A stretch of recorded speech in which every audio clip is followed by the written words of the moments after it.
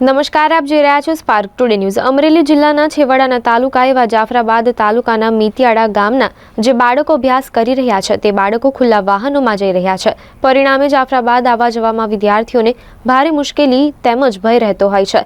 આ બાબતે આજે વિદ્યાર્થીઓ ધારાસભ્ય સમક્ષ રૂબરૂ દોડી આવ્યા હતા અને ધારાસભ્ય હીરાભાઈ સોલંકી સમક્ષ રજૂઆત કરી હતી અને યોગ્ય કાર્યવાહી કરી વિદ્યાર્થીઓના હિતમાં નિર્ણય લેવા રજૂઆત કરતા ધારાસભ્યએ આ વિદ્યાર્થીઓને સાંભળ્યા હતા। આ ગામ GSCL કંપની દ્વારા દત્તક લીધેલ હોય અને આ બાળકો ખુલ્લા વાહનો ઉપર જતા હોય તેથી ભવિષ્યમાં અકસ્માત ન સર્જાય તે માટે ધારાસભ્ય હીરાભાઈ સોલંકી દ્વારા તાત્કાલિક આ કંપનીને પત્ર મોકલી અને વિદ્યાર્થીઓને સુવિધાઓ પૂરી પાડવામાં આવે તેવી રજૂઆત કરી હતી।